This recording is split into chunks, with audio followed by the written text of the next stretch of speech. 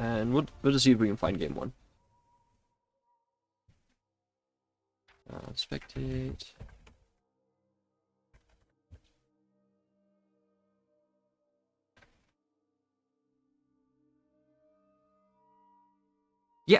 Yeah, it is.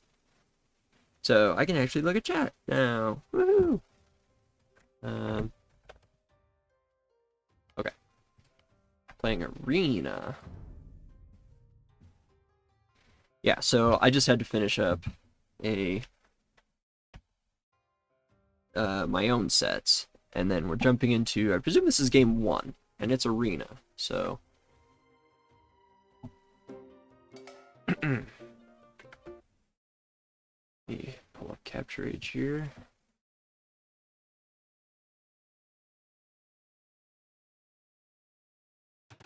Okay, here we go. Arena, we'll just catch up to speed here. So we've got, hold on.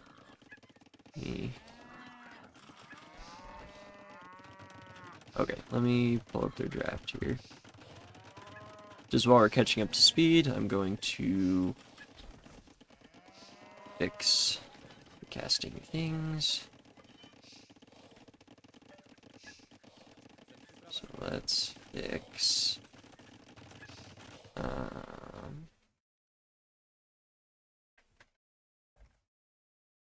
fish and fries versus defenders. Let's leave it with that for now. Okay. Okay, fish and fries banned Jurchins and defenders banned Berbers. Okay.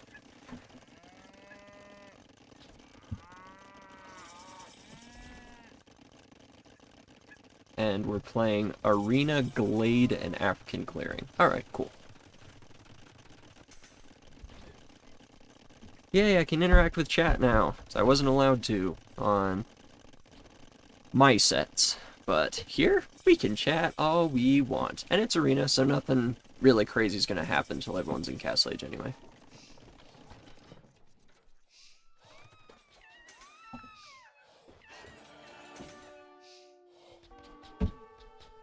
Now that I say that, a fish is going across the map. Not castle dropping his own guy. Instead, going to travel across the map to castle drop the Britain's player. At the same time, you're going to have to defend from camels and elephant rams from Gurjaras. And this is the reason you pick Gurjaras on Arena, is to play the elephant rams.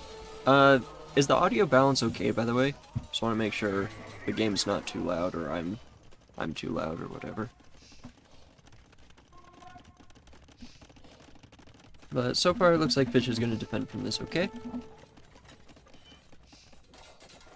And Zafine is going to lose the push on the front.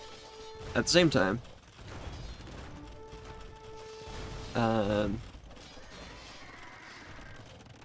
Elo is in quite a bit of trouble here, having to deal with 2 players. This is not pretty. And I think Zafine needs to help. Instead, Zafine's choosing to go for 4 TC boom. And Elo could get defeated here.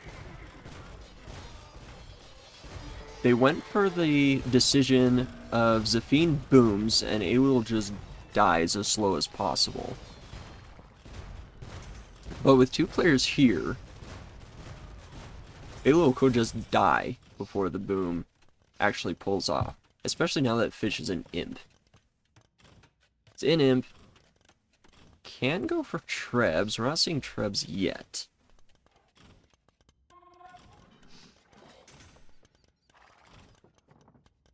Ooh. Rushing up to imp to tech into pikes.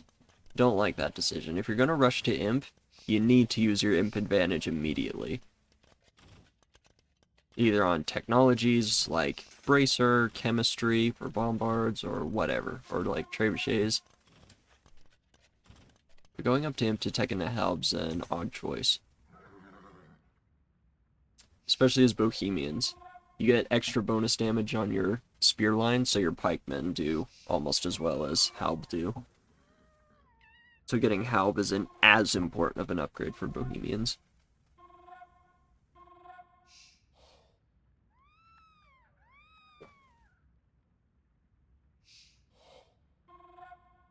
Where are they going to go with this push? Oh, they're going to try and petard into Zafine's base. Okay. Well, that makes a little more sense.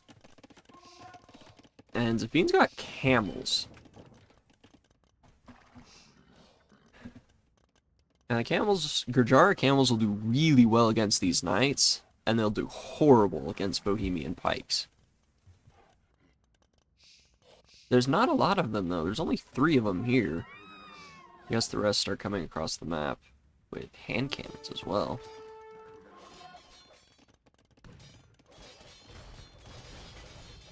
Yeah, we'll look at the fight here, but there's too many. Even knights can fight off camels if they have high enough numbers. Yeah, wheelbarrow after imp. That's usually what you do with a fast imp play.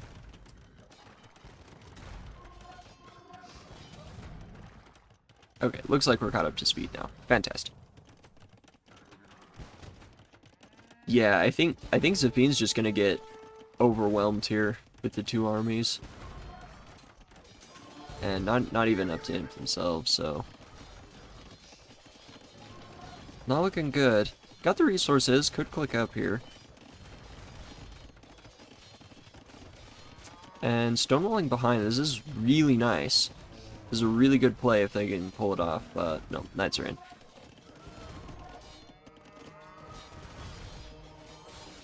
Yeah, I think even with 110 bills, and gonna go imp. Ooh, they decided to not go imp and queued up 20 camels instead.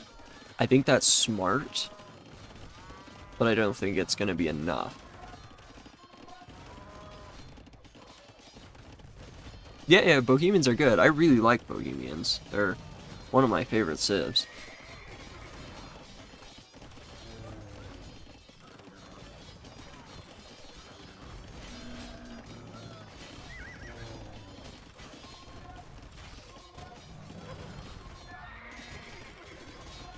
Yeah, I think Zafine's just gonna get overwhelmed here now.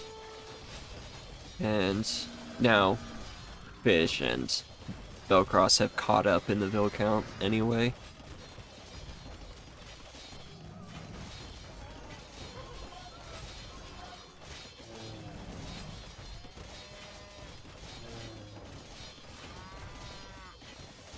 Yep, very good play by Fish and Prize. Good game plan. And the Gurjara push didn't really pay off. I think Zafine put in a really good effort here. The difficulty with the Gurjara siege push is you really need something backing it up. It usually works a lot better in a 4v4, because then you can have your pocket back you up guaranteed. In a 2v2, it's a lot harder. Especially with Britons, they're not really wanting to go support early Castle Age.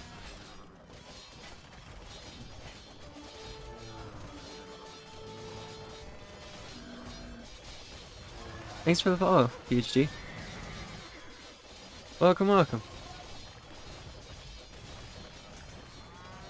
Yeah, Zafine's just gonna get slaughtered here. And Elo is also getting pushed just by a Treb and some hand cannon, so I don't really see any way back for them. Score, I mean, the score says everything here. Sometimes the score lies, but not in this case.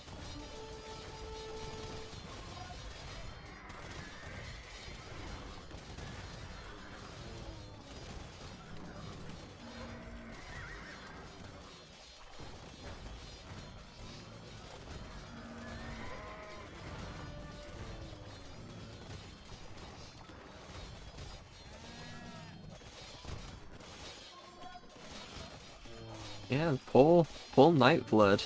Really working out here. And GG's called.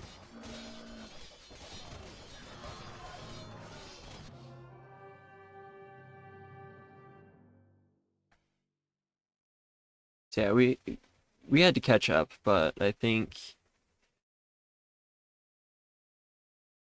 Britain's Gurjaras are good arena civs, but not together. Their game plans kind of conflict. Gurjaras, they want to go for this early push and have like knight support from their ally. Britons don't want to go knights. They kind of just want to play longbows, sit back and wait till late game, and then in late game have a good meat shield player that can just sit in front of them while their longbows do a lot. So, yeah, I think just kind of a conflicting civilizations here. But we're gonna go into game 2. I'm gonna pull up. Let's see. Where is? Okay, so we're playing African Clearing now.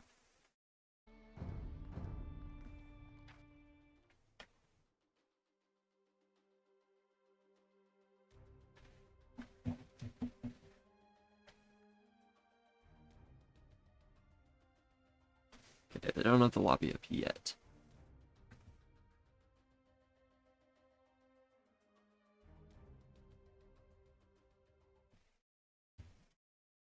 Here, I can actually pull up the draft here, just so people can see what's up here. No drafts, or no civs here. Map draft. Looks like this.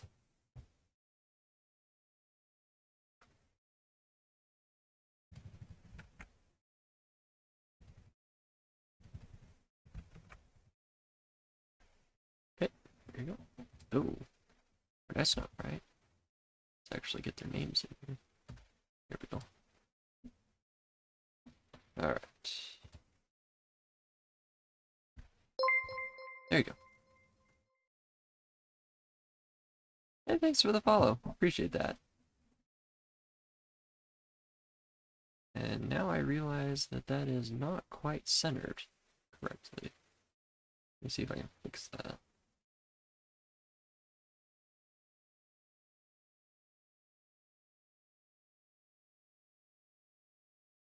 Let me do this.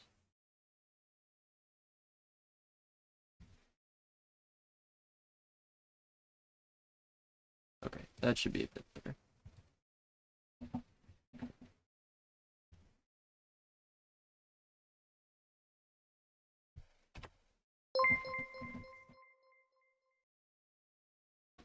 Man, we're getting all the followers today. Hey, we hit 160 followers. Heck yeah.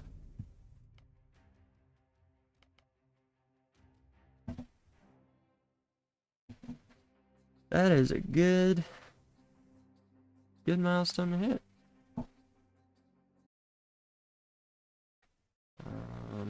Okay, there's actually no score.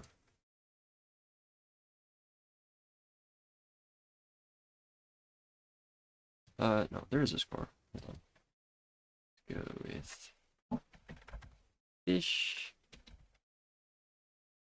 and ships.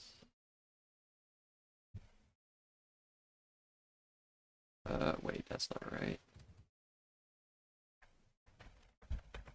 Vendors and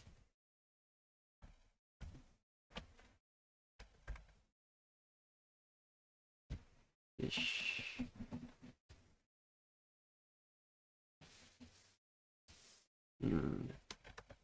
Prize. Okay. There we go. Okay. Yeah, that's better. Just kidding. Vision Prize won the first game, so it's 1-0. There we go. Okay, that should be normal. Alright. Alright, game 2 is starting up, and... Ooh, okay, these are interesting civs.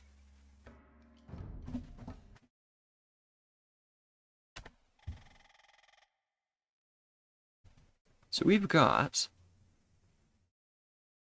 Huns and Ketons for defenders. Okay.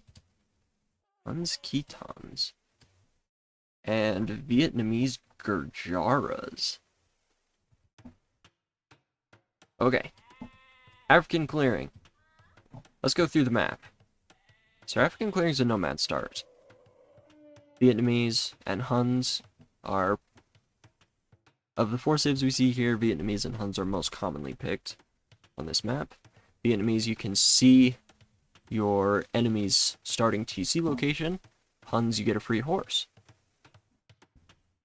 I like Huns better, because you can use the horse to run around and scout, just kind of see where all the extra elephant are. You can pick up all the extra sheep and whatnot, so they're really nice for that. We're also seeing Ketons and Gurjaras. Ketons are really nice, because African Clearing is a very open map, and so Ketons can try to take advantage of all the free food around the map, and just make a bunch of scouts, a bunch of light cav. And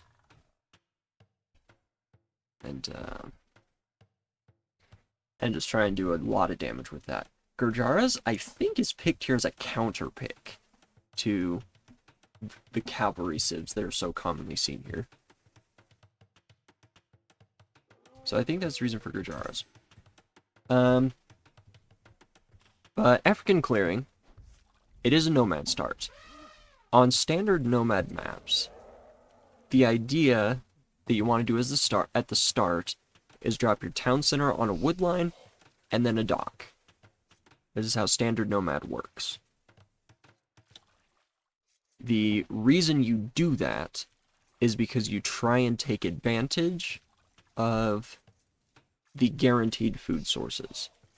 The whole point of a nomad, of your build at the very start of nomad, is you're trying to maintain villager production as fast as you can.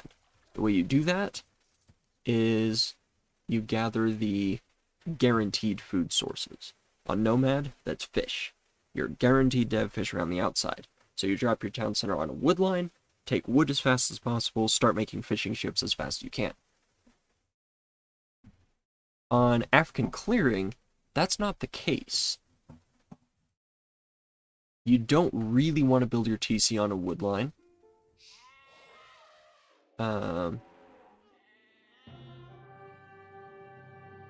What do you mean they can't spectate? I can spectate just fine. I'm spectating right now. What? They're restarting.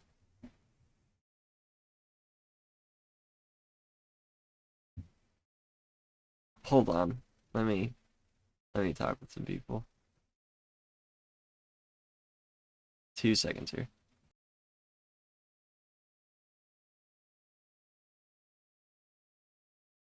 On stream, like it's fine too, right? Hey, Jade. Yes. Yeah, Ben pulled the trigger early.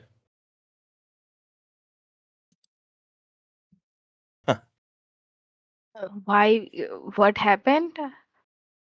Well, I thought the rematch function didn't really allow spectating, Oh. and I saw Okay. Squiddle struggling for like 3 times. So I was like, oh, Oh. that's probably a bug I've seen, and I've seen that bug before.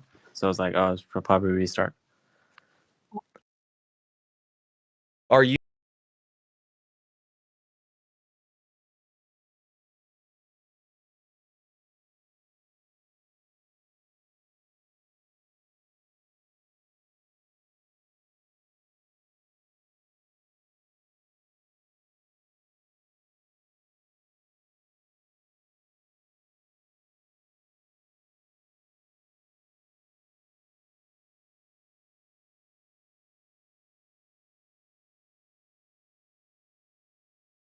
Okay. Looks like we're gonna restart the game real quick.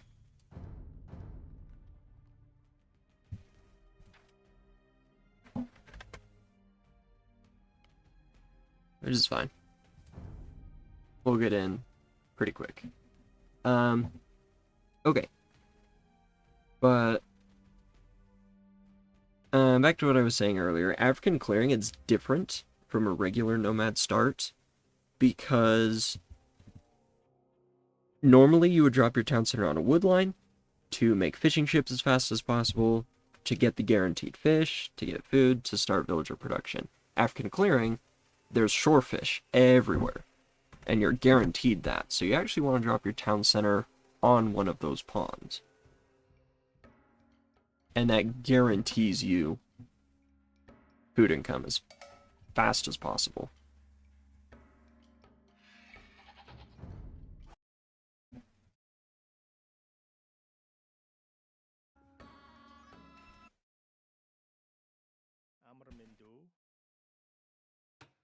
So, see Zafine dropping a TC on the pond. It's what you want to do. You can grab food as fast as possible. I don't mind this TC for Elo. It's on a pond, it's on hunt, so fine there. Secures a wood line. I don't like this for Belkross. He doesn't really know where any food is. He sees this rhino and that's it. He'll probably find this pond, probably find this deer. But on African clearing, there is so much free food out across the map. You can get up to Castle Age easily without dropping a single farm. So you kind of want to... There's kind of a sweet spot on African clearing. You don't want your town center in the middle third of the map, and you don't want your town center against the wood line. So there's kind of a sweet spot in between that, where it's optimal to place your town center. Because you can take advantage of all the fish, all the hunt, and you're still not too far away from the wood line. So, both Fish and Zafine, I like their TC spots, they're fine.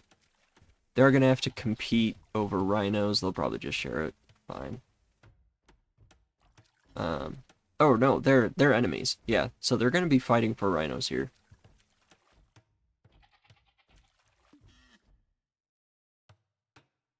And it looks like Fish is going to steal this one, utilizing the Vietnamese bonus of knowing where your enemy TCs are right off the start. So, knows Zafine is here, knows Elo is up there. That's no real surprise. Belkross has actually managed to find a lot of sheep. That's going to be helpful. Also, as the Gurjaras, he gets 2 forage bushes for free. So he can take that food as well. Now the fastest form of food income, hunt and villagers gathering fish, are pretty even. Villagers gathering fish is actually slightly faster than villagers hunting. But as long as your villagers are hunting or on fish, that's the fastest way you can secure food. So that's really what you want your villagers doing in early game here. Belkross, as the Gurjaras, can garrison his sheep in this mill, which I have strong opinions on. I think this is the worst eco bonus in the game, by far. It used to be good. It really did. It used to be a good bonus, where Gurjaras could garrison sheep, it'd be just fine. They'd get a steady source of food. You can see his food is slowly trickling up. Apparently that was too strong, so they nerfed it way too hard, and now it's basically useless. It's like... What is it? Like 20 sheep garrisoned in a mill is about the equivalent of like a food relic. So basically, if you're Burgundians, if you have 1 relic, you're basically getting the same food trickle as I think it's actually 18 sheep garrisoned in mills. So it's terrible. And the best way to actually utilize that bonus is you garrison your sheep, And then once you're running out of guaranteed food, then you ungarrison them, and you just eat the sheep. So we'll see if he does that. Meantime, over here, both Fish and Zafine are on this wood line. And they're gonna know that each other is gonna be near this wood line. So this is gonna be a high focus point for a lot of aggression early on here. And Zafine with the Ketons can get some scouts out early, get the extra attack on them, and it could be very scary. Elo's up here all alone.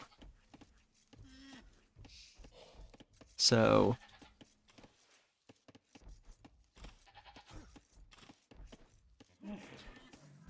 they're going to be able to probably boom up a bit back here.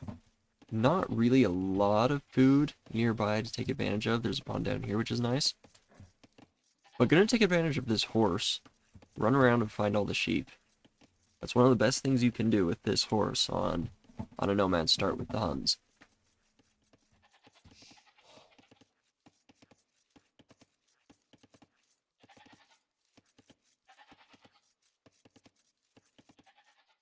Now, there is some nice pawns back here to expand to once you get up to Castle Age. And definitely a lot of options for resources over in this corner. So once we get into Castle Age, and Elo starts dropping extra town centers, there's a lot of resources that can be taken advantage of. We also might see Cav Archer. In fact, it's very likely Huns do like to play Cav Archer. But Fish and Zafine, both up to Feudal Age at about the same time. So they're going to be playing Feudal Age here.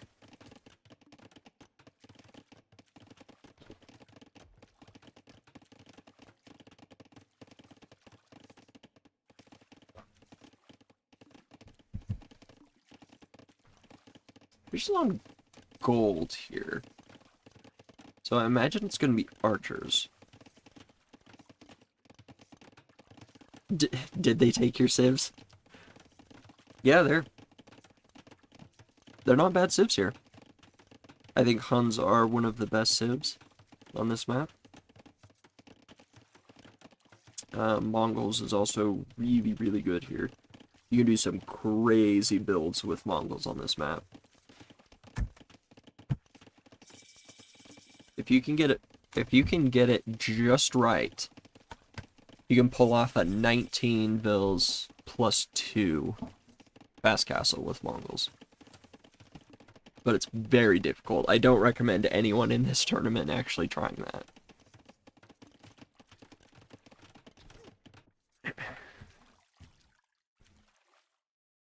Okay, yeah. Elo's found the extra pawns. And going to expand out to those.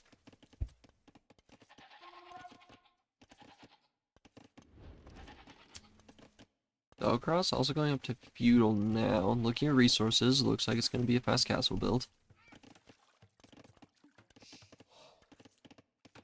Let's see over here. It's a range and a stable, so no real surprises here.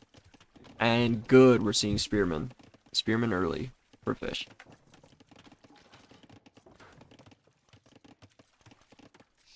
So the Spearmen should defend. And a nice thing about African Clearing is resources should be fairly close to your town center. So your Spearmen can kind of just sit in a small area and just patrol back and forth and keep it defended.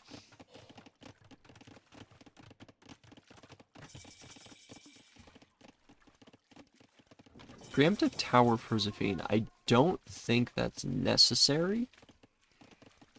Managed to full wall the wood line, so I think the tower's not required right now.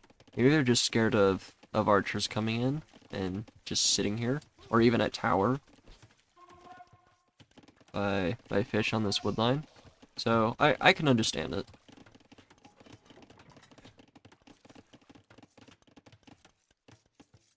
Over on this side, Belkross is just gonna wall up and play FC.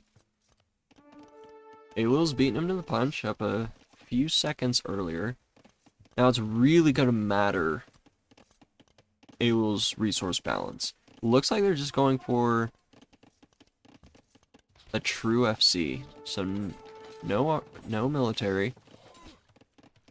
And doesn't have enough on golds to actually make much.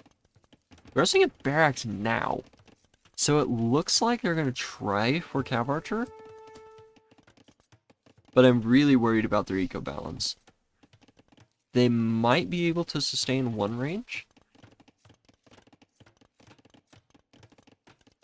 What do you mean a little cynical? Not cynical, I'm accurate. Sometimes. Okay, so we are going to see the range. Now, the difficult part about a fast castle on this map, as we see another pause, is having the food to actually get upgrades, sustain villager production, while having resources to actually make other military.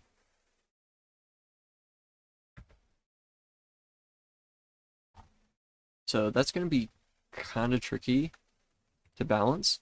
We'll see how Elo pulls it off. Should be okay.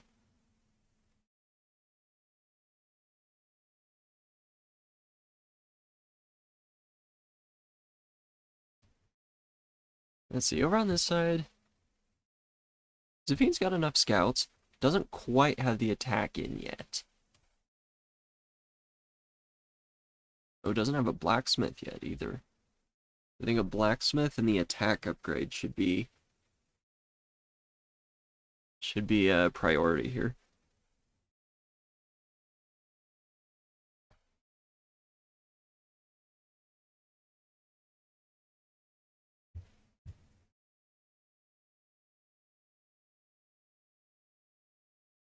But for now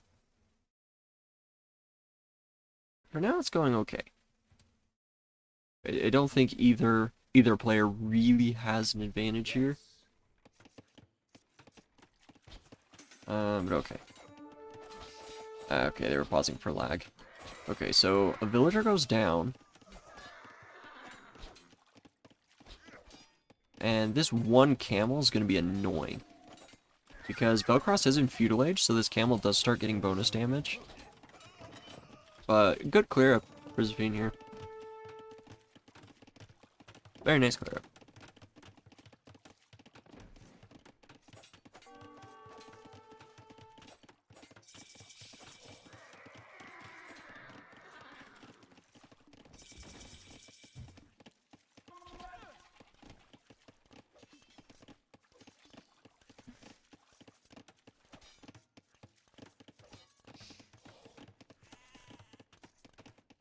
Okay, Camel's out now. I don't like the Camel play. Because if you're gonna go fast castle, you want to go for army that can threaten your opponent's economy. Camels don't do that super well. I guess they are a good counter to the scouts. And Zafine's gonna have to make some spearmen to defend from this. Problem with Gurjaras is they don't actually have access to knights. So camels is probably the best play here. And expanding with the TC now. This is really good for Belkross. Especially since Elo doesn't have another TC. They instead decided to go for double range CA. And this is where the economy is going to be really thin. Because again, your villagers are going to be on resources to actually produce military, but you're going to struggle for food. Doesn't have Bodkin Arrow yet. That's 200 food you need. Doesn't have bloodlines. Doesn't have husbandry. That's a lot more food that you need. So it's kind of difficult to get full upgrades on your Cav Archers out of a straight FC here. He's gonna try to break in though. And Cav Archers do decent damage to palisades, even without Bodkin. Belkross is gonna have to respond to this. seeing a market wall behind. And without Bodkin, cav archers can't actually range the villagers building that.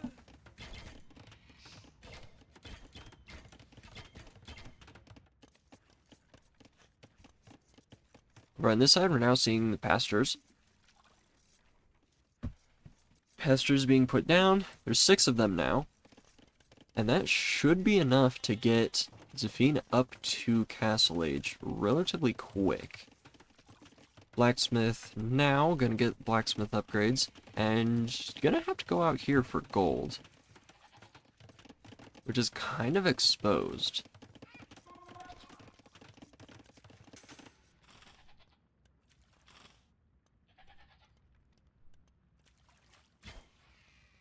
Players are now starting to use the market.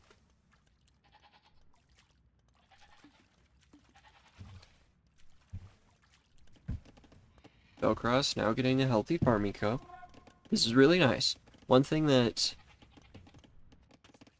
players can tend to do on African clearing is focus too much on getting all the fish and hunt on the map and neglect to set up farm eco. And then what happens is you run out of fish and then you don't have any food. So it's really nice to see him getting a farm count up here. Now it's going to be camels against CA. I would also like to see some Shravamsh mixed in, even though they're a terrible unit. Against CA, they're okay. Because they do dodge arrows, and they are really fast. So they can keep up with the cav archers.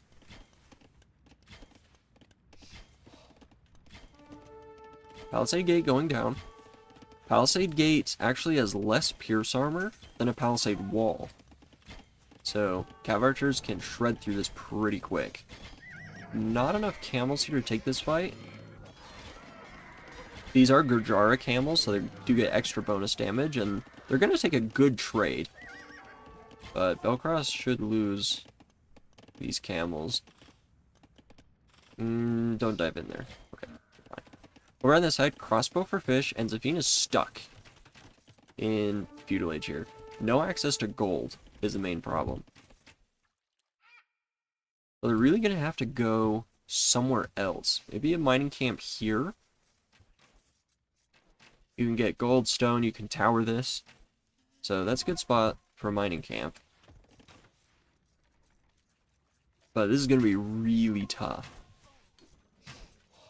Fortunately, the scouts for Ketons, there might be enough here to actually take this fight.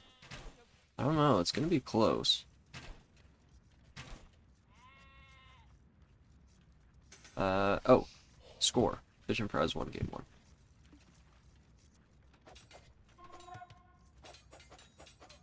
Can't take a fight against the camel, though, even with the extra attack. Bloodlines now, and a siege workshop. Okay, so Elo wants to siege push here.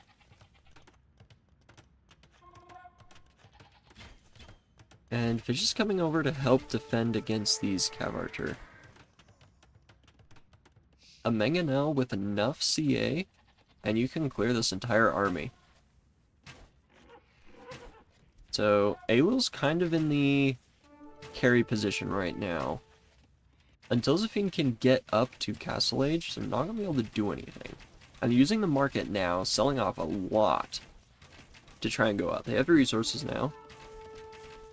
Zafine's clicked up. Okay.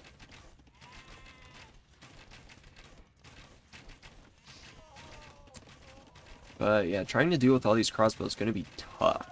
Crossbows are a great unit against, well, against Ketons in general. Because Ketons lack bloodlines, so their cavalry is going to be kind of squishy. They do a lot of attack, but they don't have a lot of health. There are quite a few scouts here. If Zafine can upgrade to light cav and get the second armor, they'll probably be able to clear up a lot of military here.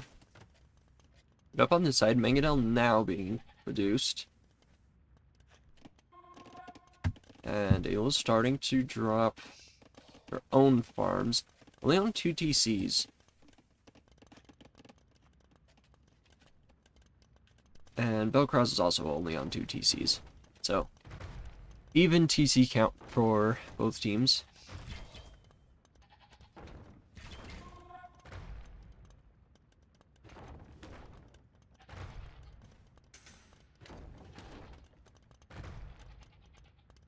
Let's see, Mangonels are expensive, but Elo's got the wood and gold to afford more. Ooh, getting Thumb Ring, okay. This is an upgrade that it's actually better to wait on. And there's enough camel here to push this back. So Thumb Ring, it's a really good upgrade, don't get me wrong. The problem with Thumb Ring is it's really expensive. I think it's 300 food and 200 wood. And at this point of the game, with only 8 farms, Elo doesn't have the economy to support that. So that's quite a hefty upgrade to get right now. And it's really best when you have at least 20, 25 units. And after fighting against those camels, Zafine is 10. Or not Zafine, Elo has 10 units. And gather point is forward, so they're just going to run into this army. Ooh. Ooh, yeah. This is not a good fight. This is kind of the disadvantage with Khitans. They're really strong units, but they're so squishy. So charging in with, what, 14 light cav? And they do great damage, but that was before the second attack was in, second armor not in yet. Really should have waited on this fight for a minute. Wait until you get the essential upgrades, and then you can dive in.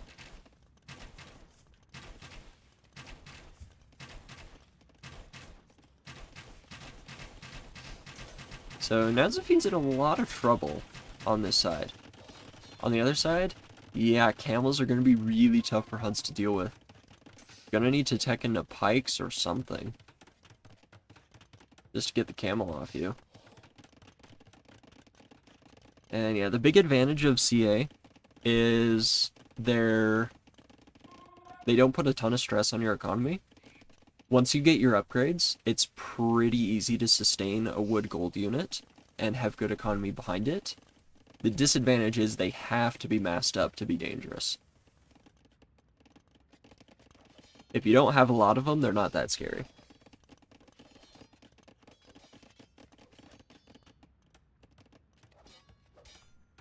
Belkross is pushing back now. Fish also expanding economy. And Zafine's just gonna struggle here. Siege Workshop now. Khitans do get rocket carts. It's a fantastic unit. S tier unit. But I don't think it's gonna be enough here. I think Belkross and Fish are coordinating really well. And if these camel can pick off the rocket carts, then these crossbow will be able to kill everything else. We'll see. Can we get a shot here? Yes, we can. One more. Yeah, good shot. Okay. Not bad, but still a lot of crossbow here.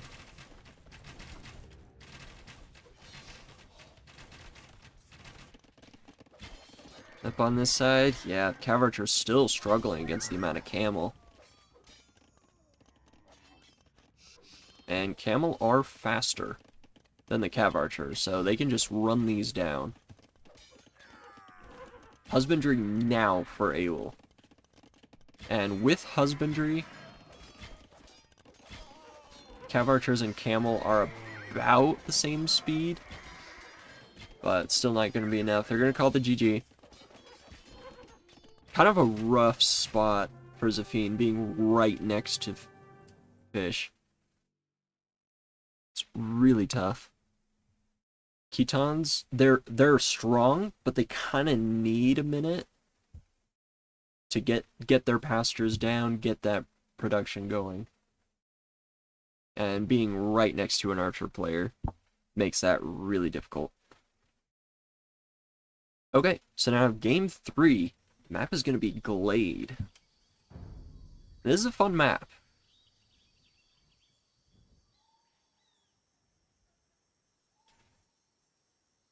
Oh, they actually said they're going to forfeit game 3. Oh, that's a shame.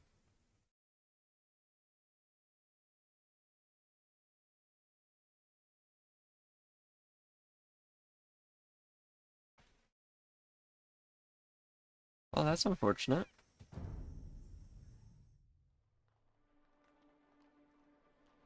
Okay, so I guess we won't see a game 3.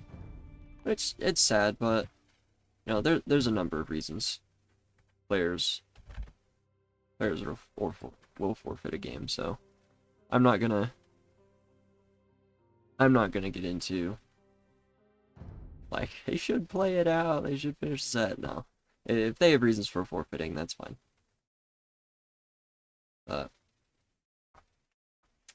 That's kind of sad.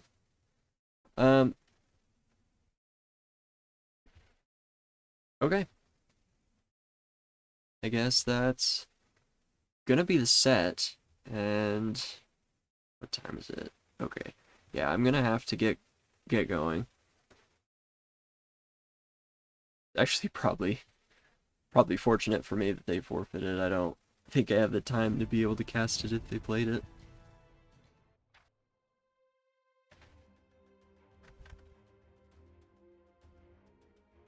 Okay. So Fisher Fry is gonna go 2-0 in the set. I think it kind of just came down to civs. I don't think either team really had a skill advantage. I think the civ matchup was just in Fisher Fry's favor for both games. Yeah, you're welcome, Bergie. It's a lot of fun. I'm having a good time with it. It feels good to get back more active into casting. And I appreciate everyone that's just like chatting, having fun, and asking questions, and like showing support. It really means a lot to me. But I'm gonna have to get going here. And I'm probably gonna be streaming at least once next week. Maybe twice. We'll just kind of see how the schedule goes. Yeah, Ubuntu. You got it. I have a really busy weekend, so it might not be until next week. But yeah, we'll do that soon. Alright, I gotta go on. We'll see ya.